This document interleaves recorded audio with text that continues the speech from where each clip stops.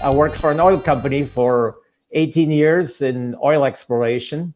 My background is a scientist. I studied chemistry and geology.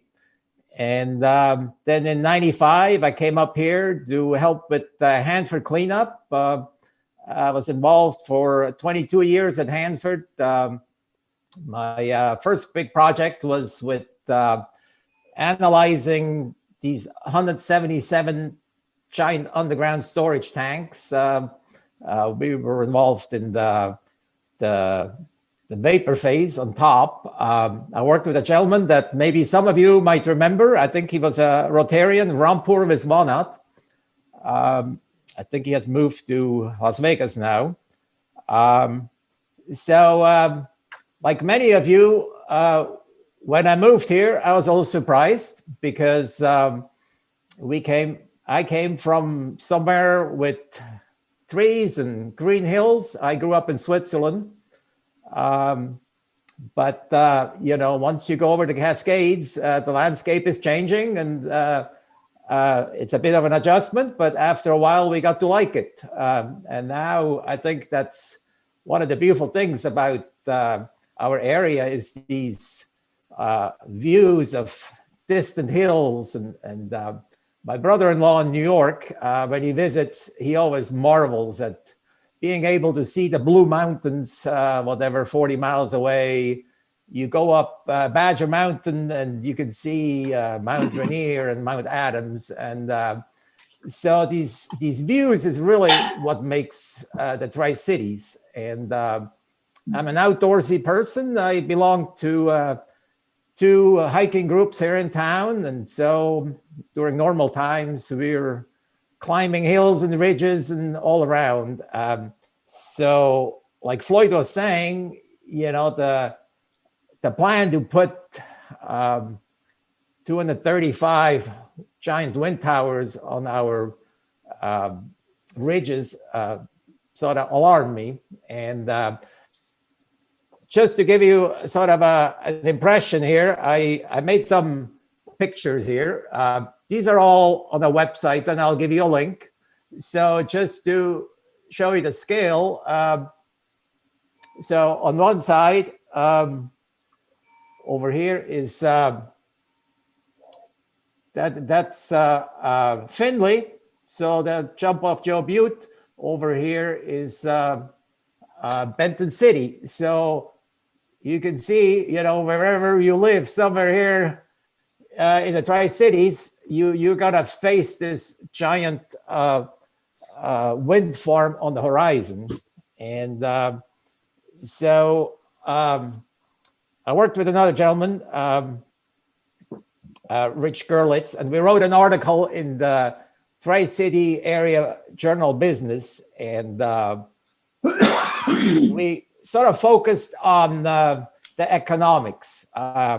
Basically, we're saying that the Horsehaven Hills Wind Farm has few benefits to the Tri-City economy. And that's sort of to counter what Scout Clean Energy, the company that's planning to build this giant operation, they were running these ads saying, oh, we're going to create up to 16 jobs, and it's going to be 60 millions over 25 years in local taxes. So we're saying, well, that's really not much compared to the damage you're doing. And so let me just start out with talking about electricity. And I'm not an expert. There's probably people in your club that have a lot more a background in power generation and all that. But here is so basically the picture of electricity in Washington State. And you can see that over 75% of electricity is hydro. So with our dams, we can cover 3/4 of all electricity need in Washington State. And another 8% comes from the nuclear power plant, the Columbia Power Generation Station in Richland. So right here in our Columbia Basin, we generate 40% of all electricity in Washington State. So we're really a hub of electricity generation. And so if Scout is saying, okay, you know, we're doing this wind farm for local grids and help you grow your economy and all that, that's not really true, because we generate so much electricity, you know, that goes mostly to the west side, and some of it goes all the way to California. There is a transmission line that runs from the Columbia Gorge to Southern California, and they can produce or transmit electricity for 3 million homes in Southern California. So clearly, this is not for our benefit. This is for the benefit of faraway places.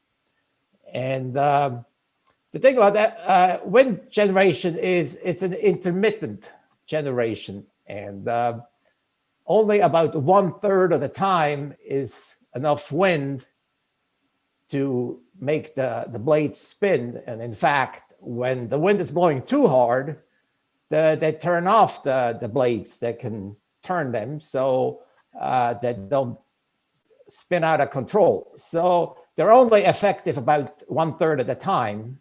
And in fact, just 2 months ago, the Benton PUD wrote a paper, and it's on our website again, and Wind Power and Clean Energy Policy Perspective.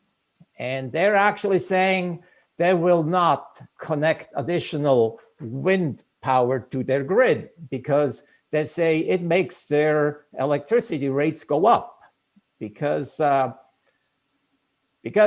wind doesn't blow all the time. So it only provides intermittent power, and typically it produces power in the spring when hydro is at its maximum.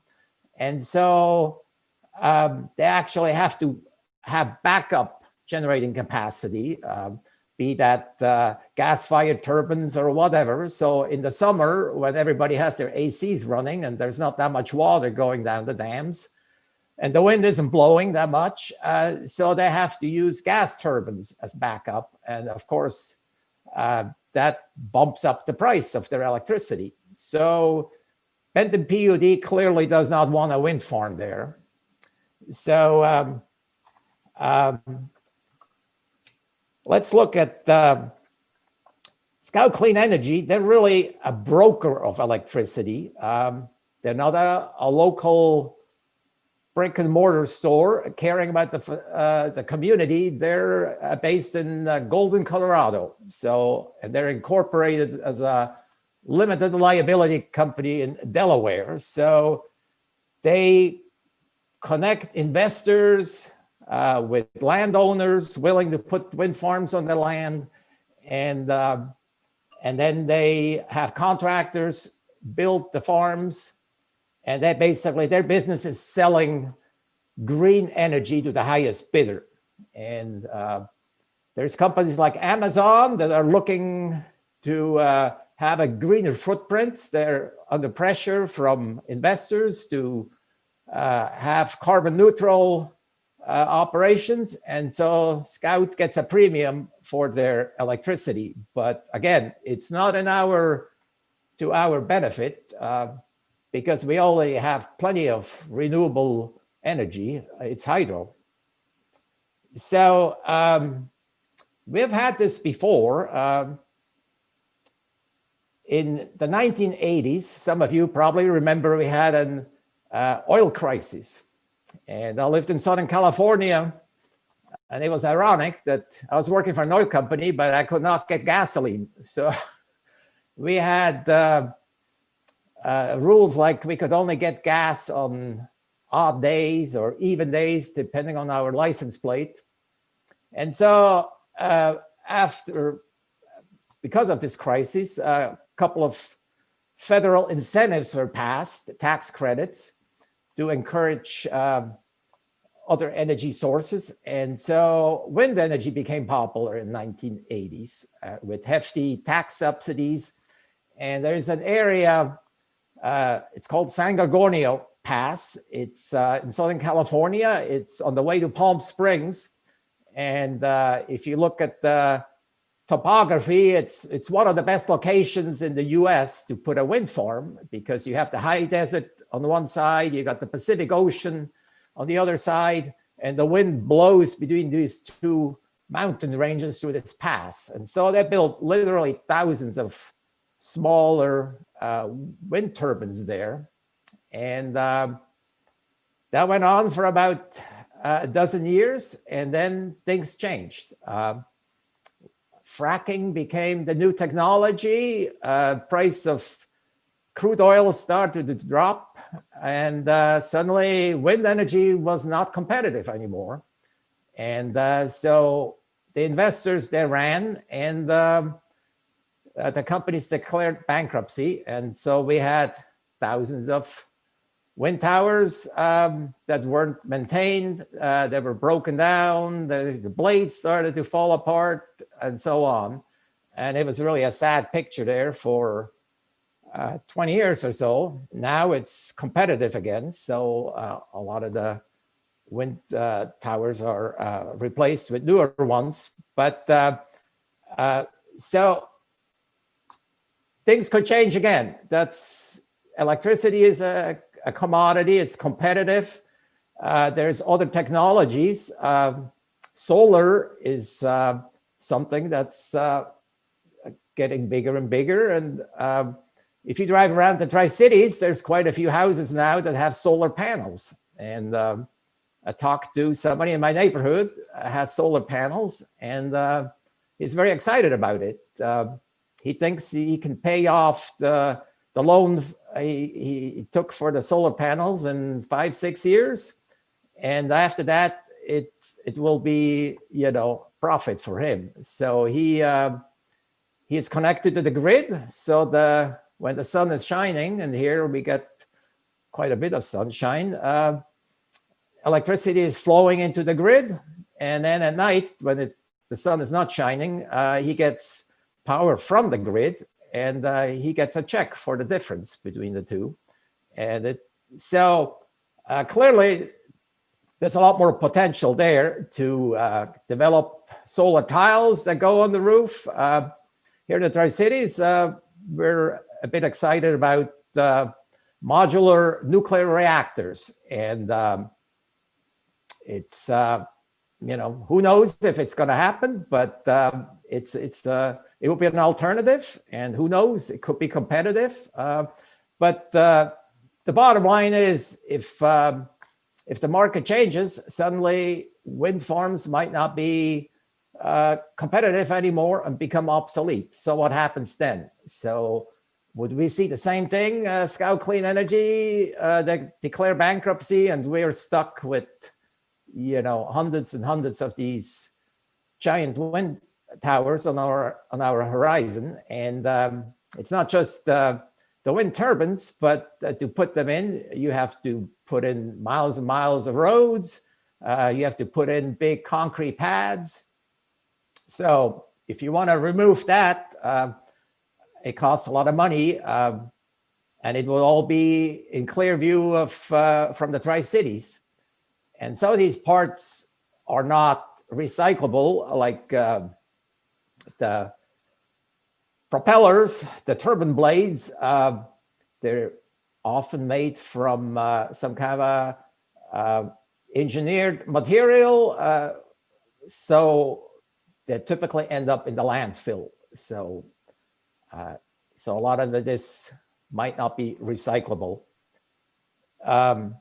Lifespan of a typical wind turbine is between 15 and 25 years.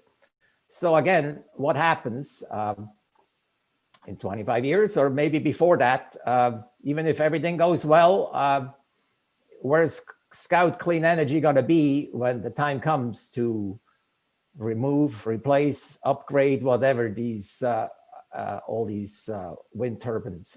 Who knows? So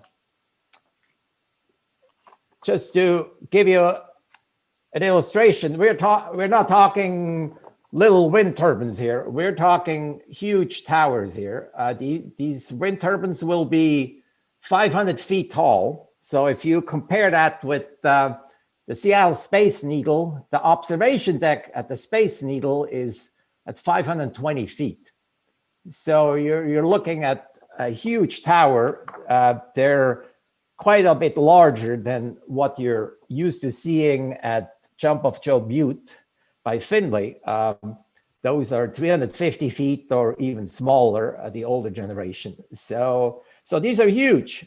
And if you want to see the impact, and Floyd already mentioned it, if you go to the gorge and you look at some of these locations, and I have this slide here.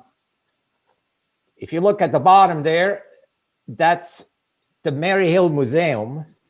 And you got these towers basically sticking out just above the Mary Hill Museum. There's also the Stonehenge Memorial, not too far from there. And same thing, you got these turning blades a couple of 100 yards away from World War I memorial. So it's really a sad sight that they, couldn't restrict how they developed that area. There's little towns like Arlington. These days there's wind farms on 3 sides of Arlington. It's really a sad sight to see this little town surrounded by these huge things. And some people say there could be health effects. I don't know if there's some serious studies on that, but there is some noise, some vibration, whatever. So I would not want to live that close to a big wind farm like that. But to make an economic argument here, a major industry here in the Tri-Cities is tourism. And I got some numbers from the Tri-City Visitor Bureau. And they say that in 2019, last year, tourism visitor spending was $560 million here in the Tri-City area. And it created 6,370 jobs in Benton and Franklin County. And of that, there was $54.5 million in local and state taxes. So you might have seen these ads that Scout is running in the newspaper, claiming all the great things. And so they're saying, they're creating 16 permanent jobs after construction, and they're up to 60 million over 25 years, or 2.5 million per year. So here's my slide to that. There is the view in the upper picture. It's the view from Red Mountain, from a winery. It's a lovely view. We all enjoy going there for a glass of wine. On the bottom is the ridge above Findlay, and you just got this mess of towers up there. So I think, that the 16 permanent jobs is pitiful compared to impact of tourism. And I would think that people come here to play golf and, walk along the river. And we have cruise ships now docking in Richland. We have boutique hotels that people come here to visit wineries and that kind of thing. And I would think that these people don't want to see some kind of a huge industrial operation on the horizon. I think they come here from the wet side, from Seattle, because we have the nice weather and we have these open vistas that look awfully good. So I think, tourism is really a big industry. The other thing is real estate. And a couple of years ago, real estate was worth about $400 million. The way it's going this year, I would think it's quite a bit more than that. Our real estate is growing through the roof. So But the Tri-City is growing rapidly. We are now a metropolitan area with, I think it's about 300,000 people.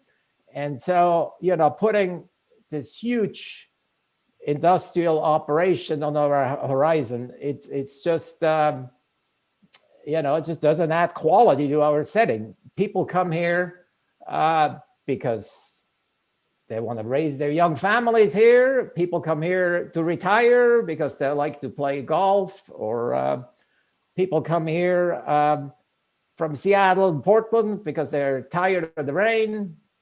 So lots of reasons. And we also have quite a few professional people because wages are relatively good here in town. So we have lots of scientists and engineers moving here to work at P&L, whatever.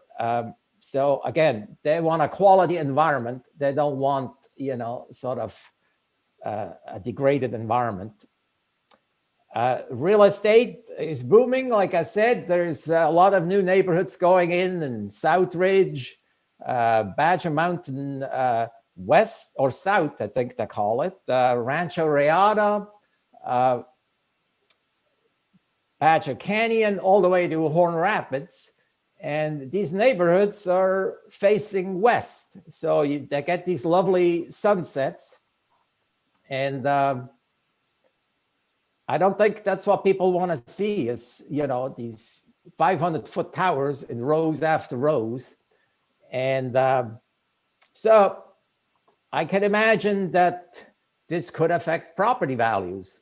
In fact, I already know one person who said if they're building this big wind farm, he is selling, and he has a view home on a hill. So I understand where it's coming from. So this could have a major impact on our real estate values, people that have these nice view homes in the hills. So going back to, you know, my origin here in town, I came here to help clean up the Hanford site. At the time, I heard or read in a national magazine that the Tri-Cities with the Hanford area was considered the most polluted place on earth. So not exactly a compliment. And well, I think we have come a long way. We have done a lot of cleaning up. It's not perfect, but I think we have a path forward. And so now we have a quality environment.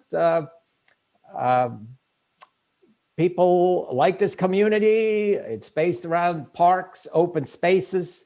So here's my you know, catchphrase: let's not go back and pollute the environment again. Let's not pollute the hills with giant industrial scale wind farms. And of course, there is this acronym NIMBY, not in my backyard. And it goes, you know, if you look at where the wind farms are, they're almost all of them are in Eastern Oregon and Eastern Washington around here.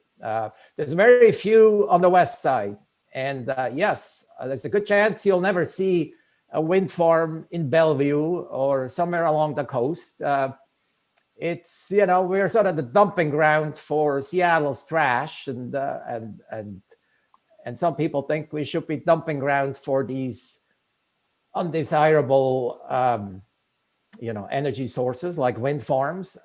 They like the energy, but they don't want the wind farms in their backyard. So I think we can do better. Let's not go back and pollute the environment. So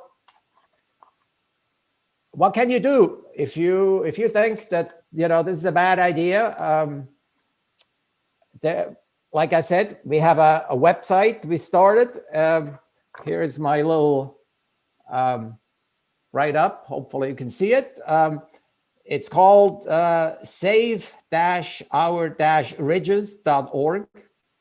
So a lot of the pictures and that are on the website. We try to keep it up to date. Whatever articles are in the local newspapers go in there, and whatever, you know, other pertinent information. There's also a Facebook group that started.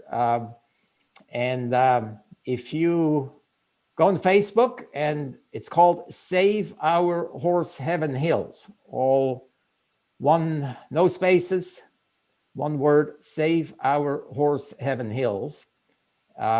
You'll find that Facebook group, and there is a group of homeowners, mostly, up there on the ridges of Horse Heaven Hills, Clodfelter Road and around there, that they're having meetings and trying to organize themselves. Barry Bush is very much involved there. He's a Benton PUD commissioner. And so they're trying to look at legal aspects and whatever they can do to change or stop this project. There is also this Benton PUD report. So you can find that on the internet. If you Google Benton PUD wind power clean energy perspective, you'll find it. And they make some very good and convincing arguments why it's not in our interest to have more wind farms. So definitely a good place to start reading about wind energy. And just last week, the Scout Clean Energy changed their strategy. Originally, they were planning to apply for a permit from the Benton Planning Commission and have to do community meetings for input and all that. So I think they probably realized that there is a lot more local opposition than I anticipated. So now they have a new plan. So they're, instead of going to the locals, they're going straight to Washington State. So they're applying to the Washington State Energy Facility Site Evaluation Council, FSEC. So that's this one here. And so it's a new ball game. What we know is that it has a chairwoman, and then the different Washington departments like ecology, commerce, fish and wildlife, natural resources, utilities and transport are represented. And they say that local, Benton County could have one representative on this board. Of course, that's 1 out of 7 or whatever. And then they will have public meetings, expert opinions, environmental studies, and all that. And then ultimately it goes to the governor. That will be Governor Inslee to give it, the up or down. So I think what's happening is that it has become sort of a state issue rather than a local issue. And so it's a political decision. Of course, Governor Inslee is very much in favor of green energy and wind energy. But I think, this being Eastern Washington, we often think a little different than people on the West Side. And I would hope that we have, a say in what's going in, especially something of this magnitude that's got to be right, on our ridges in plain view, so hopefully they will listen to what the locals have to say. So because it affects our quality of life,